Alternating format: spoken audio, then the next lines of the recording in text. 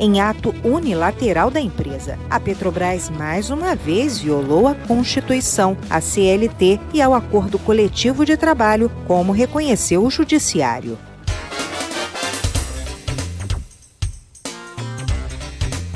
Oito e 49 em Campos, de volta com Folha no Ar, primeira edição, neste 2 de outubro, hoje sexta-feira, graças a Deus, fechando aí a semana, que aliás, muito quente, né? Temperatura bem quente aí no clima, máxima para hoje de 34, mínima de 23 graus. Recebendo hoje o Fabrício Maciel, sociólogo e professor da UF Campos, conversando conosco.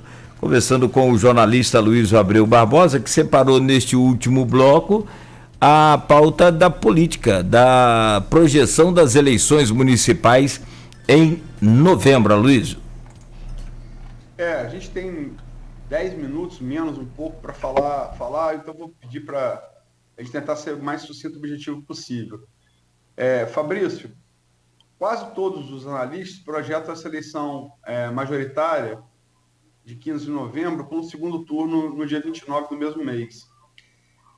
Primeira pergunta, se você também projeta isso, eleição de 2 turnos, e em caso afirmativo, quem você acha dos candidatos, né, dos 11 candidatos, quem tem mais chance de estar lá? Os 2 que têm mais chance de estar lá. Você diz especialmente de Campos, né? Campos, especialmente de Campos. Olha, acho sim, é muito provável um segundo turno, né? Mas também acho que podemos ter surpresas, sabe? A gente, quer dizer, e tem a ver com o papo, com todo o papo, né? A gente tem aí um momento de instabilidade, né? O fato de as redes sociais se tornarem cada vez mais decisivas, né, nos últimos tempos, ele, por exemplo, só aumenta, né, com a pandemia, né? Nós estamos ainda numa certa reclusão, né? Ainda que os candidatos possam andar nas ruas e tal, mas ainda é um momento de reclusão, de lockdown relativo, né? Na prática, e as redes vão ser muito decisivas aí, a gente pode ter surpresa, mas tendo a achar, sim, que dá um segundo turno. Agora, quanto aos nomes, houve uma pesquisa recente aí, né, que coloca 2 nomes aí na frente, né? E pode ser que essa pesquisa se confirme ou não, né? Podemos ter surpresas, né? Talvez a gente tenha 4 nomes aí com chance de ir para um segundo turno, entende? Né? Acho que eu não vou, não sei se dá para arriscar dizer qual nome vai, né? Mas talvez não sejam só 2, mas talvez não. Quem seriam esses 4 nomes que você vê? Quem seriam os 4?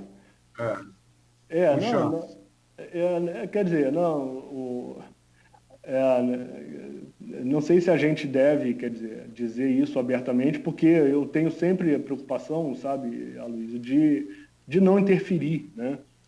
Eu acho que, tem projeção, né?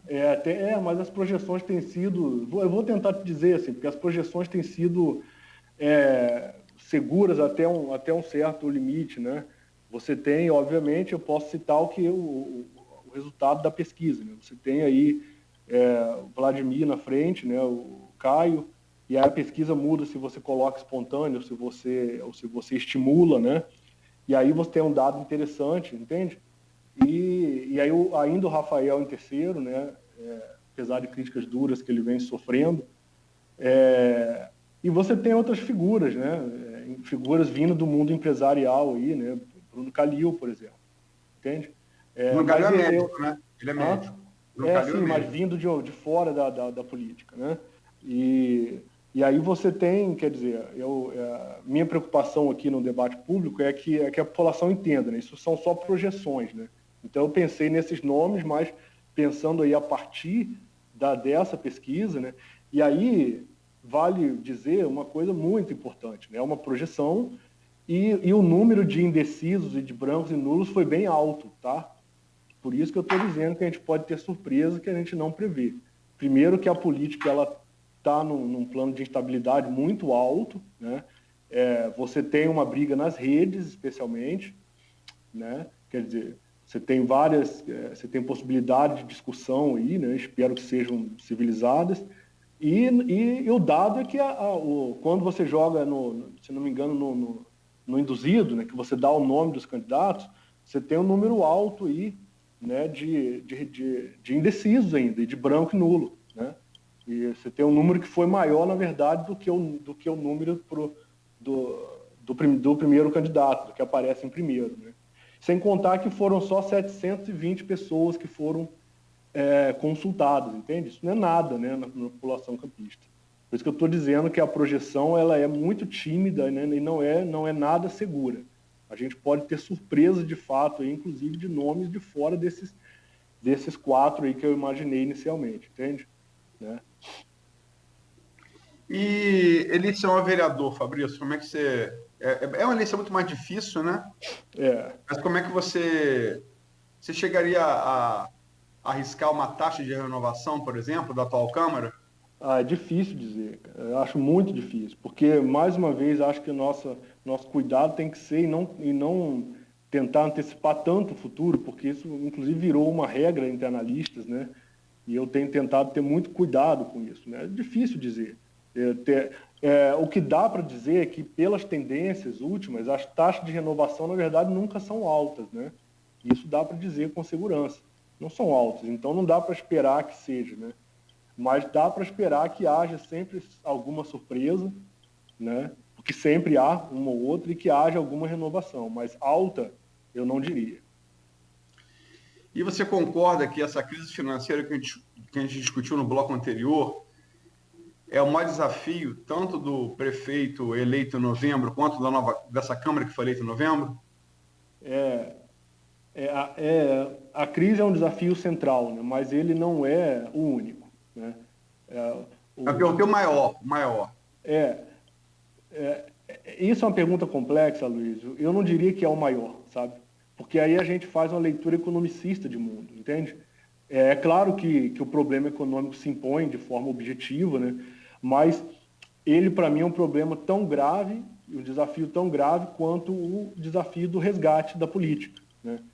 Mesmo porque, se você não encontra um caminho político, entende? Político no bom sentido, no sentido mesmo de construção, né? Construção institucional, construção de acordo, de diálogo, né?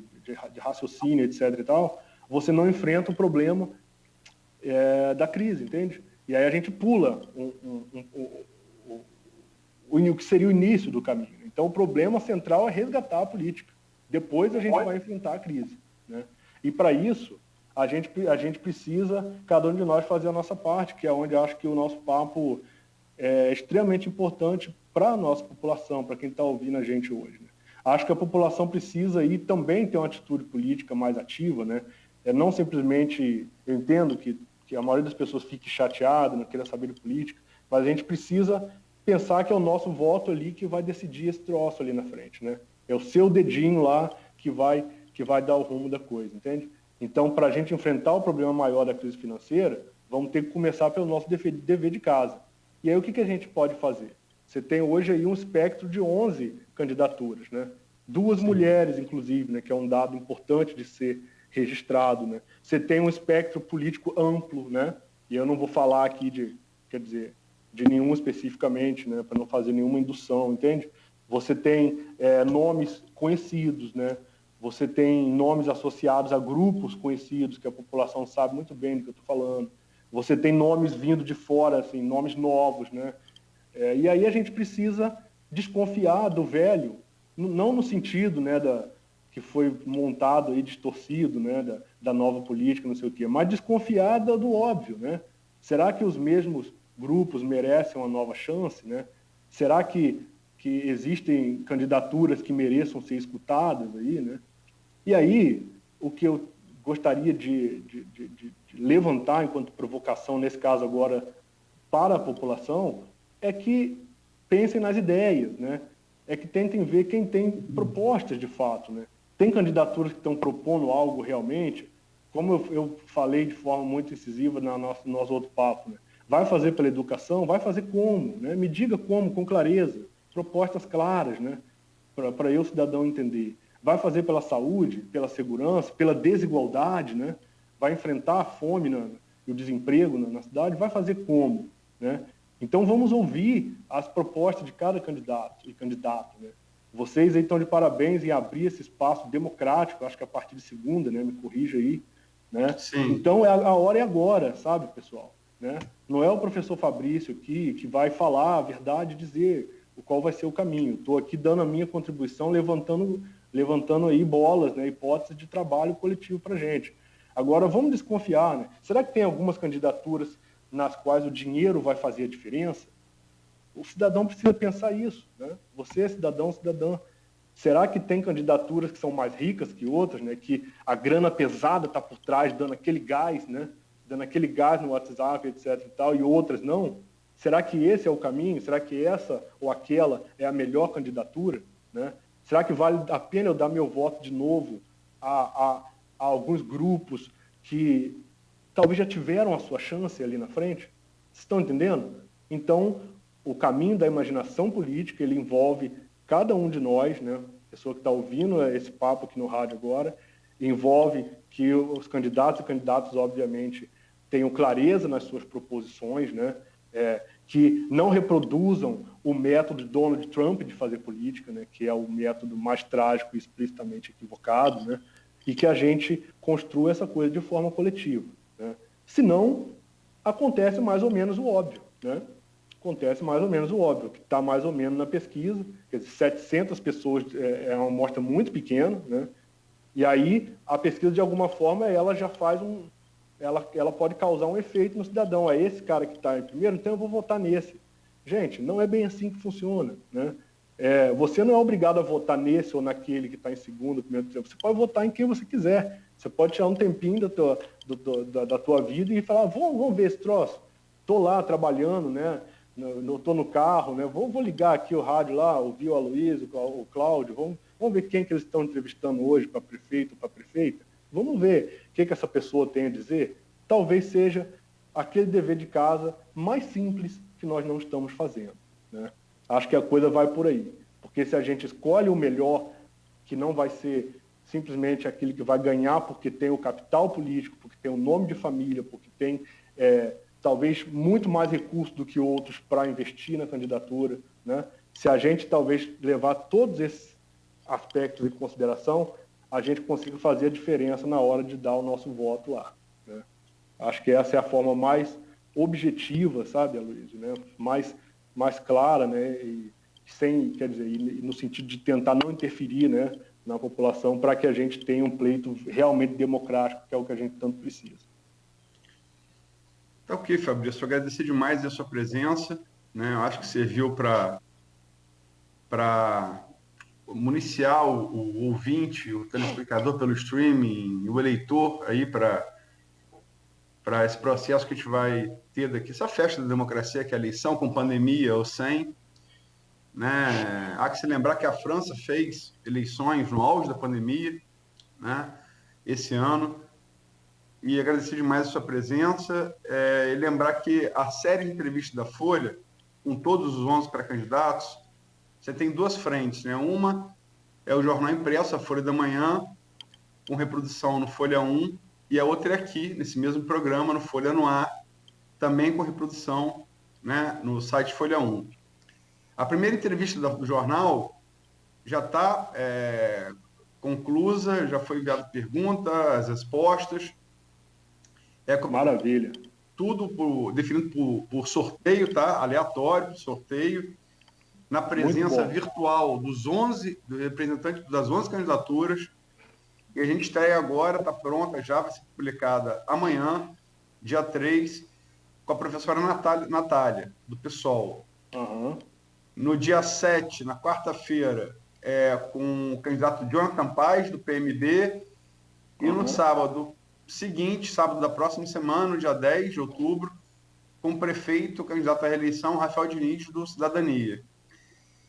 E a gente abre aqui, eu, Cláudio e Arnaldo, a bancada vai ficar eu, Cláudio e Arnaldo, às vezes Aldir vai entrar também para dar um descanso, tanto a mim e a Arnaldo, em um dia ou outro. A gente estreia na segunda-feira, dia 5, nesse mesmo horário, nesse mesmo local, né, com o Dr. Bruno Calil, Solidariedade, na segunda-feira. Na terça-feira, dia 6, com o Beethoven, do PSDB.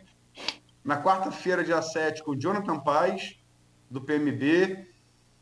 No dia 8, quinta-feira, com o Roberto Henriques, candidato do PCdoB. Fechando a semana que vem aqui no Folha no Ar, com a professora Natália, dia 9, do PSOL. Né? E aí, nos dias, semanas seguintes, vamos fazendo com os demais candidatos. Sendo que na rádio, nós vamos fazer 2 rodadas. Vamos fazer a primeira rodada e vamos repetir essa rodada na mesma ordem, na semana seguinte, até quase aí as portas das urnas de novembro. Vai até Que bom, parabéns aí pelo trabalho, acho que é isso. A última entrevista será no dia 6 de novembro. Uma semana da eleição. Então, bem... A última entrevista na Folha da Manhã vai ser no dia 7 de novembro, com a Odisseia Carvalho, do PT. Uhum. E a última entrevista na rádio, na segunda rodada, dia 6 de novembro, com o Tadeu Tô Contigo, do Republicanos. Perfeito.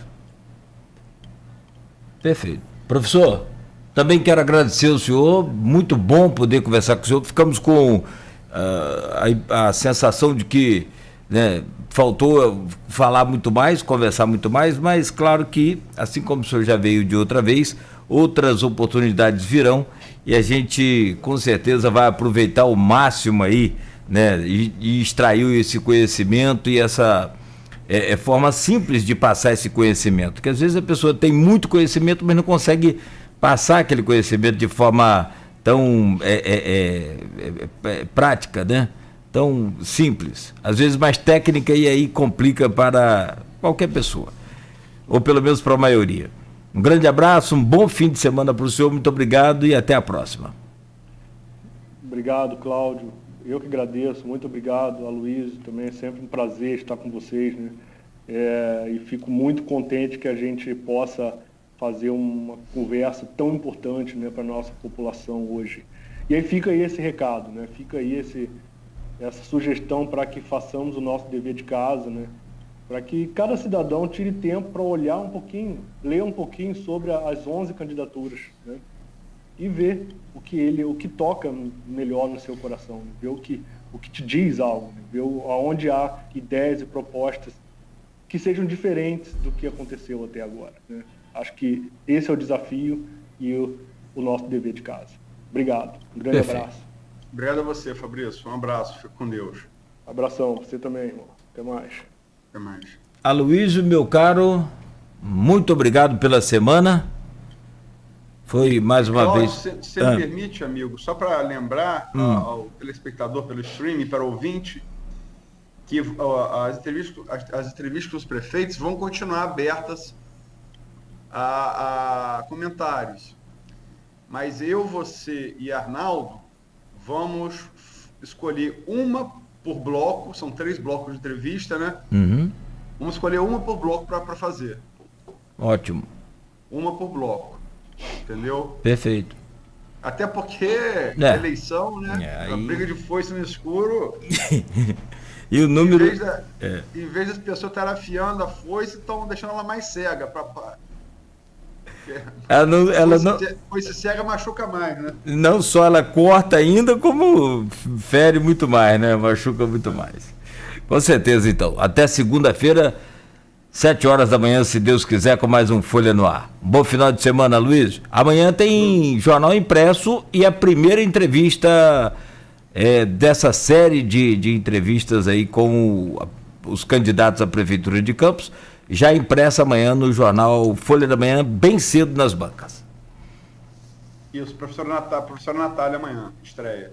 Professora Natália. E segunda-feira aqui, quem estreia aqui na rádio é Bruno Calil. Bruno Calil, perfeito. Bom, ficamos por aqui. A você de casa, nosso muito obrigado. Obrigado pelas participações aí, interagindo na nossa página no Face. Obrigado também pelas participações, né, sempre conosco em nosso podcast. E a gente segue com música e informação aqui na Folha FM, a rádio que toca você.